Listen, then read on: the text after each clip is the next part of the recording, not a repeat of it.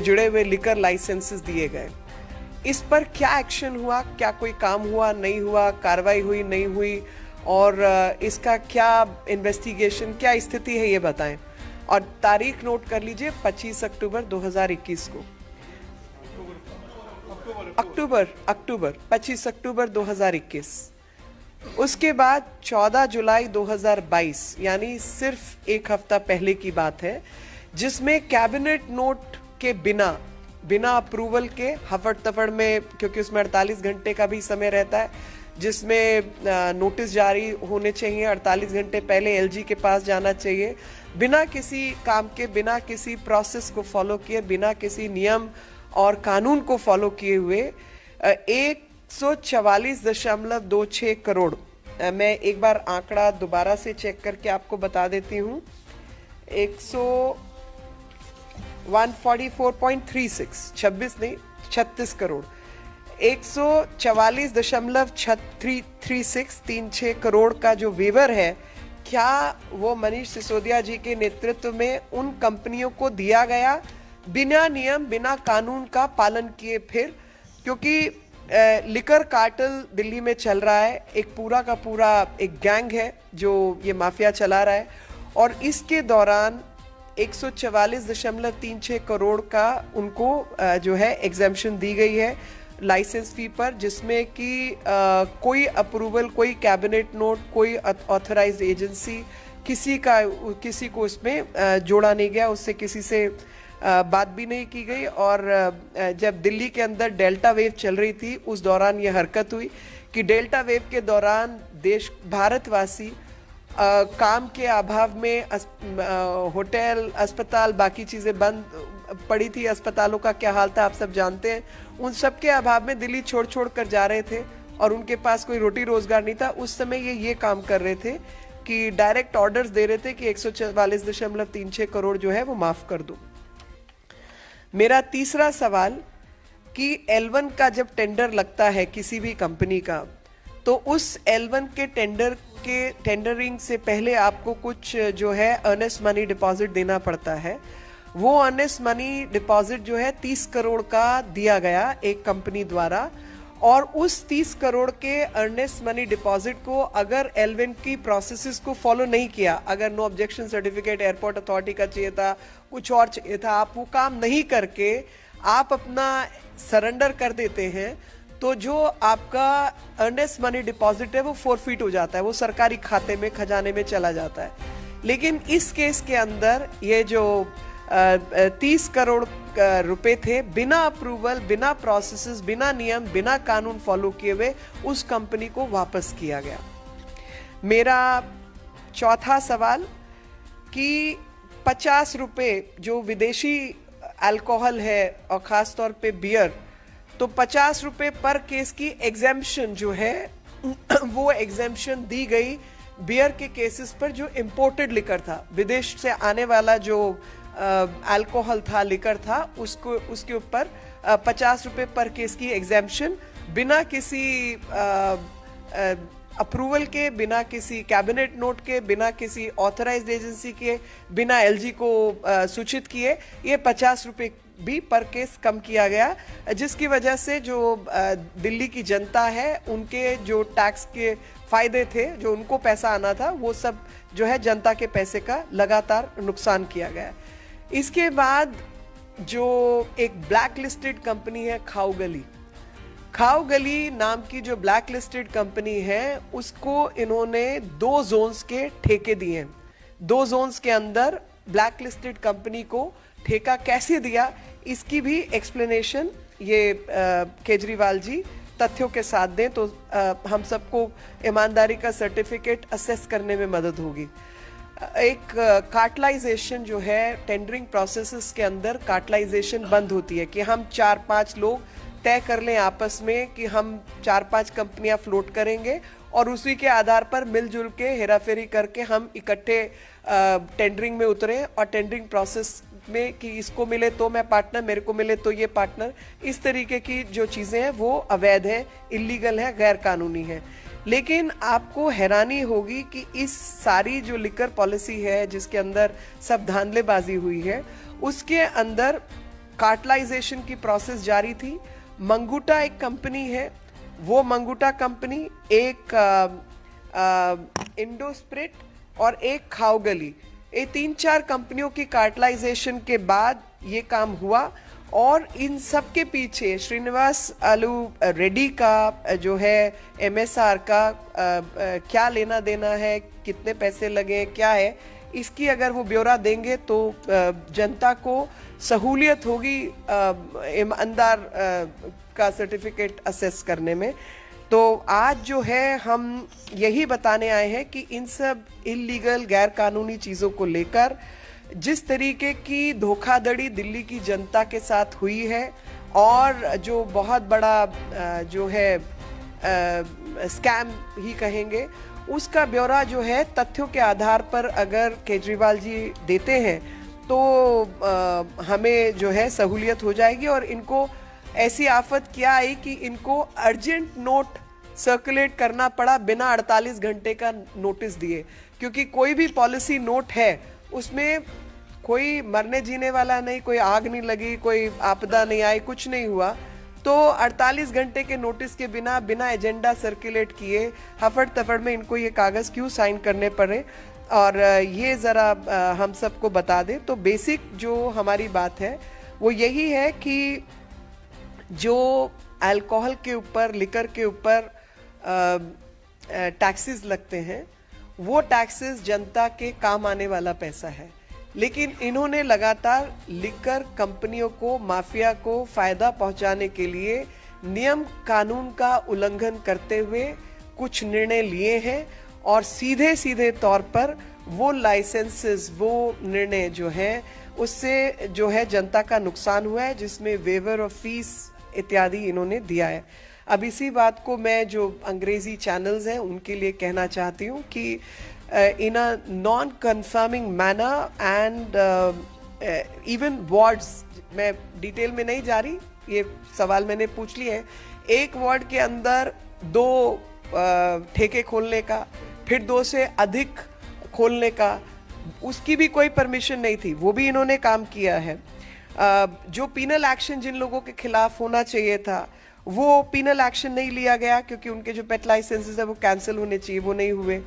जो स्कूल आदि हैं उनके आसपास ठेके खोलने का, मार्केट प्लेसेस जहाँ पे महिलाएं, और जैसे साउथ एक्स मार्केट है, कोटला में ऑलरेडी एक ठेका चलता था, एक और इन्होंने खोला। जनता की हाहाकार मची, महिलाओं के ग्रुप, सिविल सोसाइटी और सबने इसका जो है विरोध किया। बावजूद उन तमाम चीज़ों के इन्होंने अपनी लाइसेंसिंग पॉलिसी नहीं बदली, और जो नुकसान हुआ वो देश की जनता और दिल्ली की जनता का हुआ, क्योंकि इन्होंने लिकर माफिया को लाभ पहुंचाने के लिए जो है पॉलिसी जो है उसको इम्प्लीमेंट किया। और I can only say that all this exercise was undertaken with ulterior motives which do not meet the eye, and what kind of losses have happened to public exchequer can only be, it's only for everybody to guess that what kind of monetary transactions have taken place is what we all wish to understand. And this so-called the sticker of Imandar Sarkar will be given to you later when you decide to answer us on facts. The very first fact is on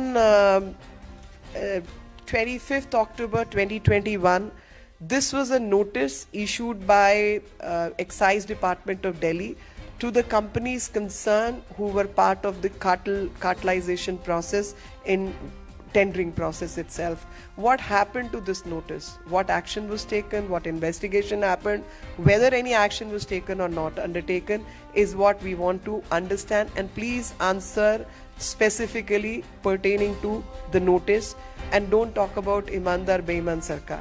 The second question is on 14 July 2022, 1 week ago, without a cabinet note, without an approval, 144.26 crore was waived off from the liquor cartel, and this was done without adequate approvals, without proper notice to the Lieutenant Governor and other authorities who, as part of processes, approvals need to be taken in a process and rule bound manner, which has not been done.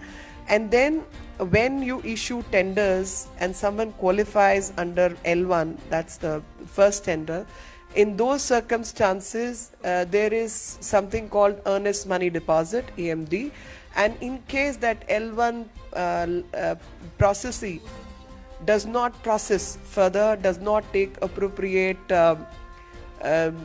action in furtherance to the intention of participation in the tender, in those cases the earnest money deposit is forfeited by the government. And in this case the earnest money deposit was of 30 odd crores, which was waived off. And again the waiver happened without adequate approvals from the cabinet and other such authorized people concerned.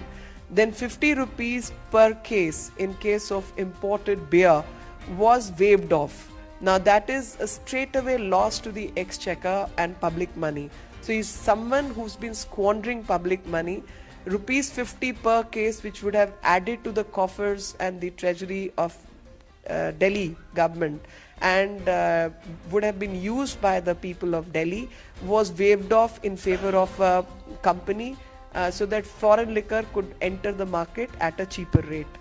Then there is another waiver which was there's a company called Khaugali, which is blacklisted company. How was this blacklisted company allowed to participate in the tendering process itself? And 2 zones have been allocated to this particular company.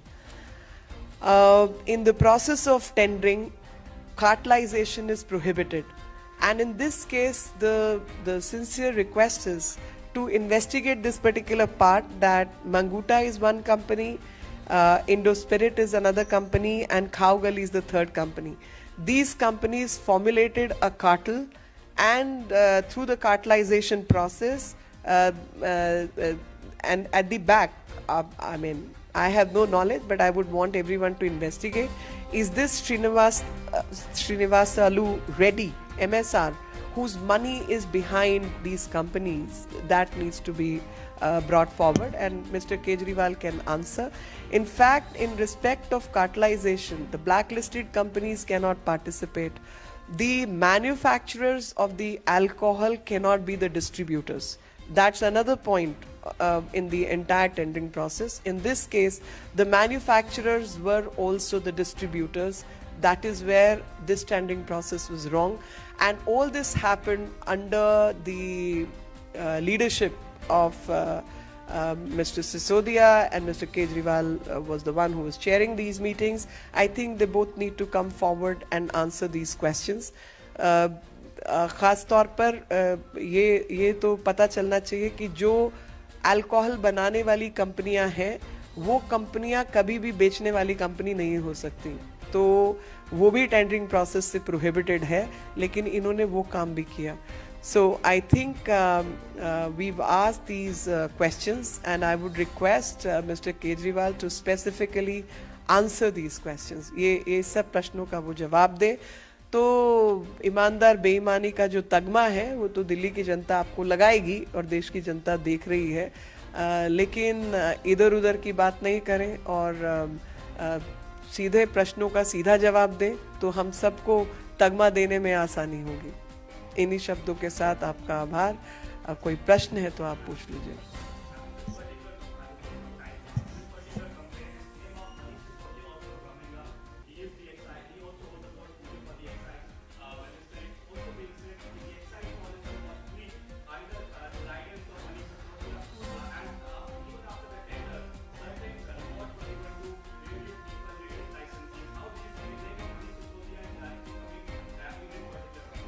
See, all I can say at this moment is that the documents are there, signatures are there. People who were involved in the policy change without taking adequate permissions is all there. One of the ministers is in jail who on the charges of money laundering. Other minister's name is cropping up in excise related issues. Under these circumstances, I think the leader of such people, Mr. Kejriwal, must come in the open and answer these questions. एक minute जरा, आदेश जी के संबोधन के बाद सवाल लेंगे, आदेश जी और विधुड़ी जी के बोलने के बाद। Oh, I'm so sorry. आदेश जी। धन्यवाद प्रेम जी। सभी मित्रों को मेरा नमस्कार, पत्रकार मित्रों को। जो सवाल अभी सबसे पहले मैं एलजी साहब का धन्यवाद करना चाहता हूं कि बहुत दिनों से भारतीय जनता पार्टी भी आंदोलन कर रही थी कि नई शराब पॉलिसी जो उसके खिलाफ और वो उसमें भ्रष्टाचार है, और आज बड़ी खुशी है कि एलजी साहब ने सीबीआई जांच के आदेश दिए। भारतीय जनता पार्टी इसका बहुत ही स्वागत करती है, इससे भ्रष्टाचार एक्सपोज होगा। साथ ही साथ मैं कहना चाहता हूं कि इसमें जो मुद्दे लिए गए, जिसको अभी मीनाक्षी जी ने जिक्र किया है, इन मुद्दों के अलावा भी बहुत से ऐसे मुद्दे हैं इसमें, इस शराब नीति में, जिसकी भी जांच होने की बहुत जरूरत है। मैं आपको ध्यान कराना चाहता हूं कि जिस समय नई शराब नीति अनाउंस हुई, उस समय 2.5% जो कमीशन है वो 2.5% कमीशन शराब की जो ठेकेदार उनको दिया जाता था, जिसको बढ़ाकर 12.5% किया गया। सीधे 10% का फायदा शराब माफिया को देने का काम केजरीवाल सरकार ने किया है। दूसरा एक सवाल है कि क्वालिटी कंट्रोल, जो शराब बिकेगी उसकी क्वालिटी कंट्रोल के लिए गवर्नमेंट एजेंसी की लैब होती थी, लेकिन इस नई शराब नीति में छूट दी गई कि जो नई शराब की मैन्युफैक्चरर हैं वो अपनी खुद लैब बनाए और खुद ही चेक करे और खुद ही सर्टिफिकेट दे। तो एक बहुत बड़ा एक सवाल है, क्योंकि शराब माफिया जिस तरह से शराब बेचेंगे और सस्ती बेचेंगे, स्कीम लगाकर बेचेंगे, 1+1 बेचेंगे, तो क्वालिटी की कोई गारंटी नहीं होगी, क्योंकि उनकी खुद की लैब होगी, वो खुद ही सर्टिफिकेट देंगे। इस बात की भी जांच होनी चाहिए। दूसरा, जिस तरह से शराब माफिया को फायदा पहुंचाने के लिए भारत के इतिहास में हर राज्य में धार्मिक और पवित्रता के आधार पर 21 ड्राई डे दिल्ली के अंदर अभी तक आजादी के बाद थे, जिसको शराब माफिया के दबाव में, उनके कारण से उनको फायदा पहुंचाने के लिए उन 21 ड्राई डे को कम करके 3 कर दिया गया। मैं आज केजरीवाल जी से पूछना चाहता हूं, क्या गुरु नानक जयंती, रामनवमी, कृष्ण जन्माष्टमी, होली, दीपावली, मुहर्रम, ईद, इन सब त्योहारों पर भी शराब बिक्री होगी? और आप सब लोगों को पता है किस तरह से त्योहार के दिन में जब लोग फ्री होते हैं तो जो शराब लगभग 20,000 करोड़ की शराब दिल्ली में पर एनम बिकती है, वो जाकर उन दिनों में सबसे ज्यादा बिकेगी। और ये सब किया गया है शराब माफिया को अधिक से अधिक फायदा पहुंचाने के लिए। ये वही केजरीवाल जी हैं जो ये कहते थे स्वराज आंदोलन में, जब इनकी सरकार नहीं बनी थी तो इन्होंने एक पुस्तक लिखी थी जिसके संपादक के रूप में उन्होंने, आशीर्वाद के रूप में अन्ना हजारे जी ने उसको संपादकीय लिखी थी, और उसमें केजरीवाल ने कहा था कि कोई शराब का नया ठेका खुलना नहीं चाहिए, क्योंकि नया ठेका खुलता है तो सोसाइटी में तनाव होता है, और अगर नया ठेका कोई खुले तो महिला और जो आरडब्ल्यू है वो संगठनों से बात की जाए। मैं आज केजरीवाल जी नई शराब नीति लागू की, जिसमें 250 से बढ़ाकर लगभग 1000 ठेके खोल दिए। वो अनऑथराइज कॉलोनी में खोले, वो गांव में खोले, वो गली मोहल्ले में खोले, जहां मास्टर प्लान उसकी इजाजत नहीं देता है, लेकिन शराब कंपनियों को फायदा पहुंचाने के लिए उन्होंने ये काम किया। आज पूरी तरह स्पष्ट है कि अरविंद केजरीवाल जी के 2 मंत्री, स्वास्थ्य मंत्री, चाहे पंजाब हो दिल्ली हो, दोनों मंत्री जेल में हैं, और सत्येंद्र जैन जी को तो बेल भी नहीं मिली है। और केजरीवाल जी जिस दिन सत्येंद्र जैन जेल गए थे उस दिन भी यही कह रहे थे, वो कह रहे थे कि सत्येंद्र जैन निर्दोष हैं, वो बरी होंगे, और वो खुद ही वकील बन गए थे, खुद ही जज बन गए थे, और उनको उन्होंने क्लियरेंस दे दी थी, एनओसी दे दी थी अपनी तरफ से। और आज वही काम वो इस शराब नीति पर, इस सीबीआई जांच पर भी वो यही बात कह रहे हैं। तो ना तो वो संविधान को मानते हैं, ना कानून को मानते हैं, जो केजरीवाल कहें वही सही। आज केजरीवाल जी भ्रष्टाचार का पर्याय बन गए हैं। भ्रष्टाचार यानी अरविंद केजरीवाल कोई भी पॉलिसी बिना भ्रष्टाचार के वो लाते नहीं हैं, चाहे वो डीटीसी की नई बसें खरीदनी हो, चाहे वो दिल्ली जल बोर्ड की बात हो।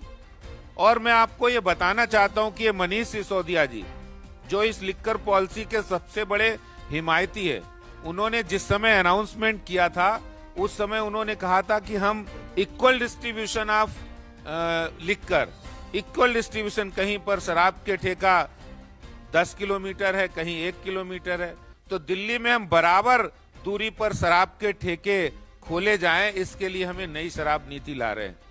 मैं मनीष सिसोदिया जी से पूछना चाहता हूं कि आप इक्वल डिस्ट्रीब्यूशन आप पानी, वाटर की लिए आप सरकार में आए थे, जनता ने इसलिए चुना था।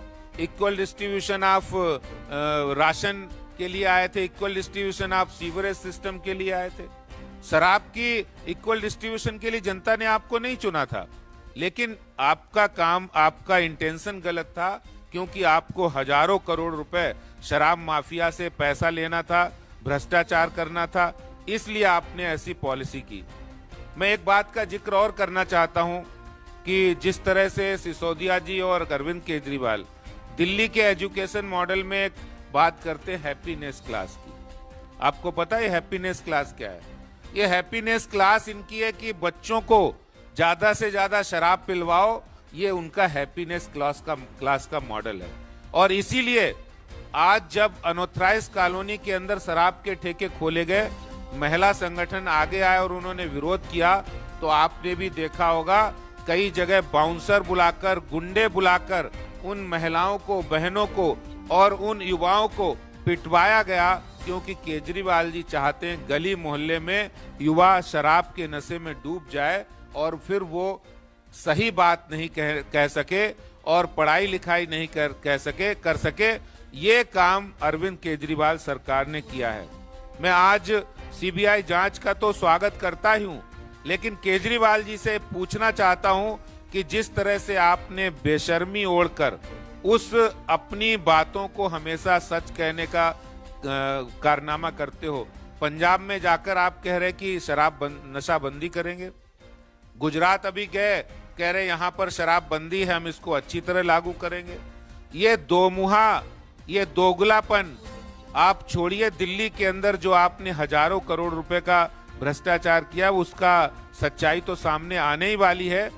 ये जो शराब की नई नीति है, इसके कारण से जो हजारों करोड़ रुपए भ्रष्टाचार करके इसका फायदा जो पंजाब में और आम आदमी पार्टी को मिला है, वो सिर्फ और सिर्फ उन्होंने अपने फायदे के लिए नई शराब की नीति लाए हैं।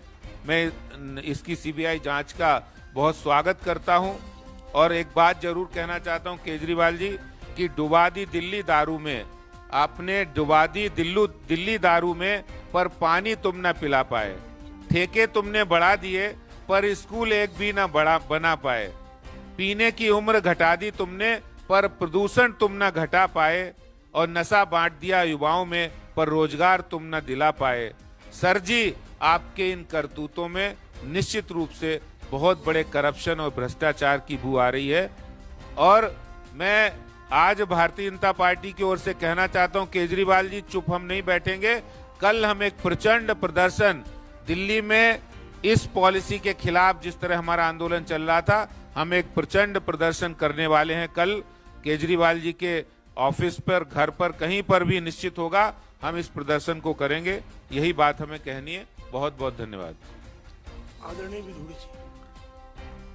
आदरणीय बहन मीनाक्षी लेखी जी और श्री आदेश गुप्ता जी के बोलने के बाद बहुत कुछ मेरे पास बोलने के लिए नहीं है। जो सवाल मीनाक्षी जी ने, आदेश जी ने मीडिया के समक्ष उठाए हैं, ये सभी सवाल हमने विधानसभा में उठाए हैं और सरकार के पास कोई जवाब नहीं था। मैं केवल 4 सवाल दिल्ली के मुख्यमंत्री अरविंद केजरीवाल जी से पूछना चाहता हूं। वे बताएं कि उनकी सरकार ने ये घोषणा की कि दिल्ली में लगभग 272 जो नगर निगम वार्ड्स हैं, सभी में 3-3 शराब के ठेके खोले जाएंगे। और दिल्ली विधानसभा के अंदर deputy chief minister Shri Manish Sisodia ने स्वीकार किया कि दिल्ली में 100 ऐसे नगर निगम वार्ड्स हैं जहां मास्टर प्लान शराब के ठेके खोलने की अनुमति नहीं देता है। तो मास्टर प्लान का वॉयलेशन करके रेजिडेंशियल एरियाज में शराब के ठेके क्यों खोले गए, इसका जवाब अरविंद केजरीवाल को देना पड़ेगा। दूसरा जो हमारा सवाल है कि इन्होंने शराब सर्व करने का समय जो है वो 11 बजे से बढ़ाकर प्रातः 3 बजे तक कर दिया गया। और जो तीसरा हमारा जो सवाल है जो बहुत ही मजेदार है, हाउस के अंदर ये कहा गया कि दिल्ली की सरकार दिल्ली के लोगों को शराब पीने के तरीके सिखाएगी और उसके लिए दिल्ली में 5 स्कूल खोले जाएंगे। ये बात भी अरविंद केजरीवाल की सरकार ने विधानसभा के अंदर कही। और चौथी बात कितनी मजेदार है, दिल्ली के अंदर सैकड़ों बार मालिक हैं, पहले वो कहीं से भी शराब खरीद सकते थे, लेकिन अरविंद केजरीवाल ने इस नई पॉलिसी में यह प्रोविजन कर दिया कि बार मालिक केवल इन्हीं शराब के ठेकेदारों से शराब खरीदेंगे, कहीं और से शराब नहीं खरीद सकते हैं। तो ये पहले कभी भी आजादी के बाद कभी भी इस तरह की व्यवस्था नहीं थी। हम विधानसभा के अंदर भी ये बात कहते रहे कि ये जो नई शराब पॉलिसी है इसमें सैकड़ों करोड़ रुपए का घोटाला हुआ है, इसकी जांच सीबीआई करे। दिल्ली के ऑनरेबल एलजी ने सीबीआई से जांच करने के आदेश दे दिए हैं। हम ऑनरेबल एलजी के इस फैसले का स्वागत करते हैं, अभिनंदन करते हैं। बहुत बहुत धन्यवाद। आपके प्रश्नों का स्वागत है आदरणीय मीनाक्षी जी, आपके प्रश्नों का उत्तर देंगी।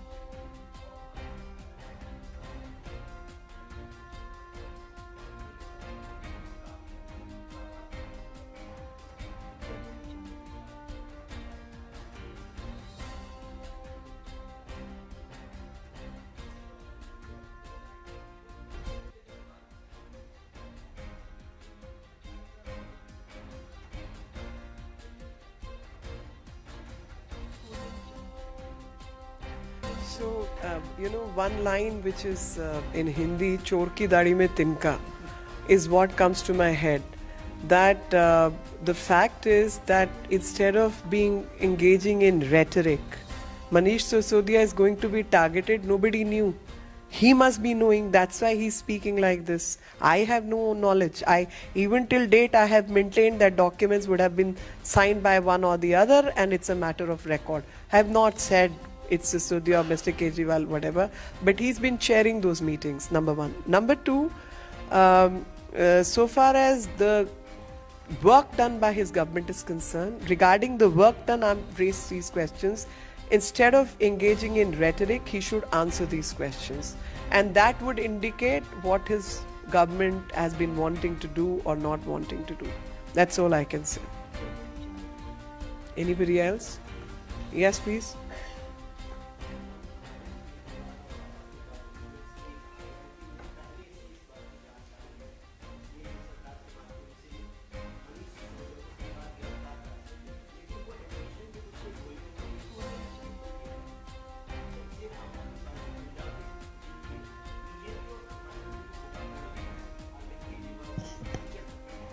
भाई फ्यूचर तो इनका क्या है वो ये देख के बताए ना।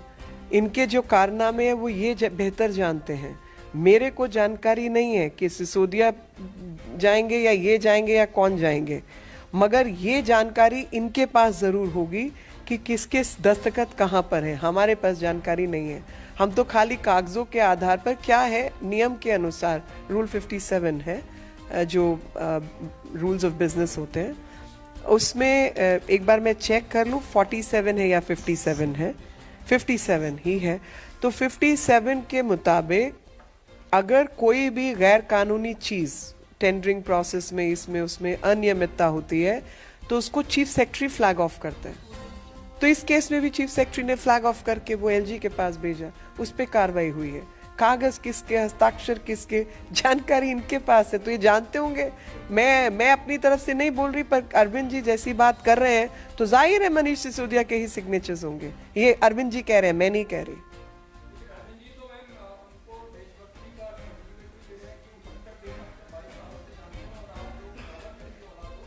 हाँ कि अरे यार, अभी चलो मान लिया, मैं इस भाषा का प्रयोग नहीं करना चाहती। हम किसकी औलाद है, वो किसकी औलाद है, ये भाषा जो है एक मुख्यमंत्री को शोभा नहीं देती, खास तौर पे जब वो मेयर्स का कार्यक्रम अटेंड करने के लिए ये सब नाटक कर सकता है। लेकिन विशेष बहुत छोटा सा है कि जो सवाल आपसे आपके लिकर पॉलिसी के पूछे गए हैं, आप बताइए 140.36 करोड़ आपने क्यों छोड़ा? आप बताइए 50 रुपए पर केस आपने क्यों छोड़ा? आप बताइए कि जहां टैक्स जो मिलता था हिस्सा लिकर वालों को 2.5% मिलता था, आपने बढ़ाकर 12.5% क्यों किया? आप ये या 10% जो टैक्स उनका था उसको घटाने का काम क्यों किया? आपने पैसा वापस क्यों किया? अर्नेस्ट मनी को वापस क्यों किया? ये सब चीजों के जवाब दीजिए ना जी। बाकी चीजें तो जांच का विषय है, मुद्दों पे बात कीजिए।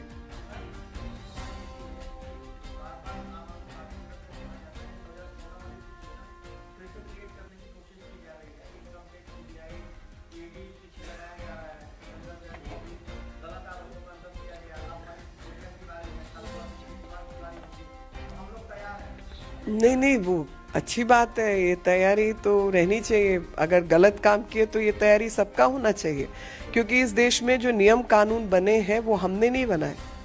2014 से पहले के नियम कानून हैं जो कि गैर कानूनी काम करने वालों पे लागू नहीं होते थे, अभी लागू होने शुरू हो गए, वो लागू होने चाहिए।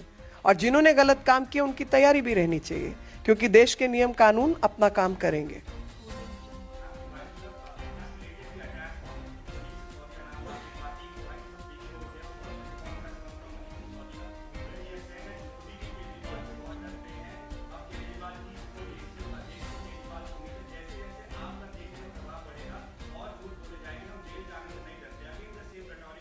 So I'm back again. Look, I do not know the deeds of Mr. Sisodia. I haven't even named him.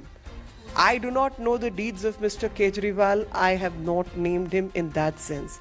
I have only named the people that he, in his leadership position, if there is a malpractice happened, who are the direct beneficiaries in those malpractices? Who are the people who have made a fool out of the public money, who have usurped the public exchequer's money? That's what they need to answer. They need to answer on these questions. Why have they chosen the policy they have chosen and legitimize the illegal gains? They have to answer that.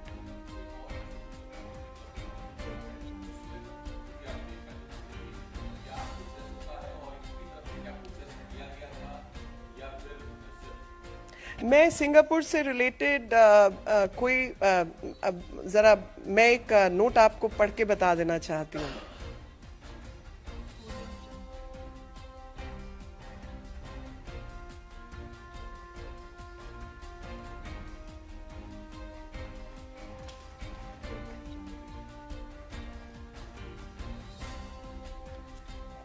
तो Singapore से related मेरे पास एक मैं थोड़ा search कर रही थी। The new form of coronavirus in Singapore is said to be very dangerous for children. It could reach Delhi in the form of a third wave. My appeal to the central government: 1. Cancel all air services with Singapore with immediate effect. 2. Work on vaccine alternatives for children on a priority basis. The Delhi Chief Minister said in a tweet in Hindi on Tuesday. And Singapore के जो foreign minister थे Vivian Balakrishnan also slammed Kejriwal, saying politicians should stick to facts. There is no Singapore variant. This is the history of this man. This is how he's treated Singapore in the past. This is how he tried to create rift between India and Singapore, which is a friendly nation. Do you trust this person? I have nothing more to say.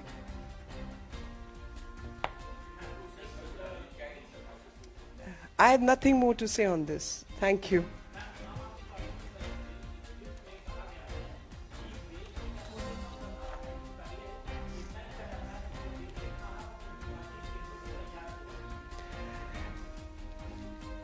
जो cabinet note तैयार होना था उस पर कोई फर्जी note नहीं sign कर सकता था। मेरे साथ भिदुड़ी जी बैठे हैं। कैबिनेट नोट पे इनके हस्ताक्षर नहीं चलते, कैबिनेट के ही हस्ताक्षर होते हैं। जिन प्रश्नों का सवाल, जो प्रश्न इनसे पूछे गए हैं उसका सीधे सीधे जवाब दें और दिल्ली की जनता, देश की जनता तय करेगी कि किस तरीके के लोग हैं। धन्यवाद।